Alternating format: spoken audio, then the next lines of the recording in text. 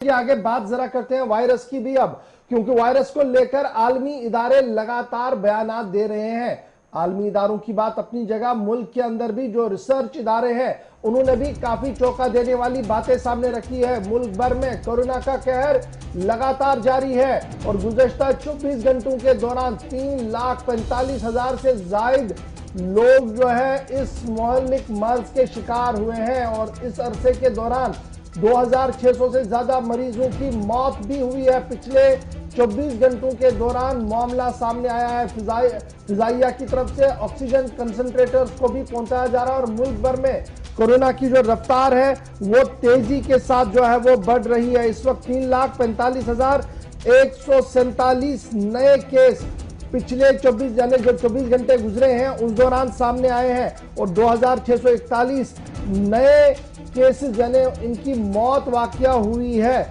और जब यह मामला सामने आया है तो मुल्क भर के अंदर इस वक्त सिचुएशन जो है वो इंतहाई संगीन बनी हुई है। कई रियासतों के अंदर ऑक्सीजन की कमी बतदरीज बढ़ रही है क्योंकि पेशेंट फ्लो जो अस्पतालों की और वो सबसे ज्यादा जा रहा है और पेशेंट फ्लो की वजह से बेड नहीं मिल रहे हैं और काफी इलाकों के अंदर मरीज सड़क पर ऑक्सीजन लगाए हुए भी देखे गए हैं। न सिर्फ दिल्ली के अंदर बल्कि दिल्ली के बाहर के स्टेट्स के अंदर भी सूरत हाल जो है वो इंतहाई संगीन बनी हुई है। लेकिन जो फिगर कैलकुलेशन आलमी इदारों की तरफ से दिया जा रहा है कि आने वाले 20 से 40 दिन इंतहाई खतरनाक रुख इख्तियार कर सकते हैं, वो लगातार उसी पैटर्न पर चल रहा है। यानी जो ग्राफ उन्होंने खींचा है उसी ग्राफ के हिसाब से हर दिन नए केसेस भी आ रहे हैं और अमवात भी हो रही है। तो नए केसेस जो सामने आए वो 3,45,000 से ज्यादा केस पिछले 24 घंटों के दौरान, यानी सभी रिकॉर्ड टूट चुके हैं और अमवात की शरह भी 2,641 जो है वो बनी हुई है। लेकिन इस बीच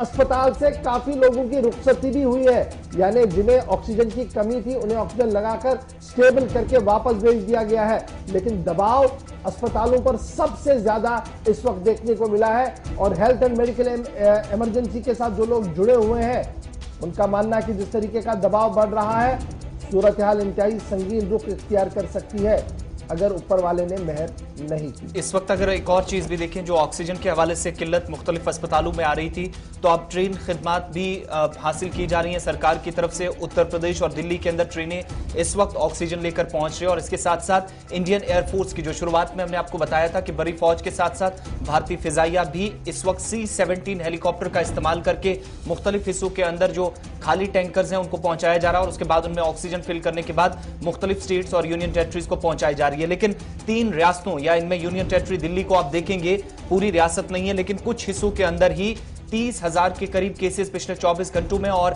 337 अफराद की मौत हुई है 24 घंटों के दौरान।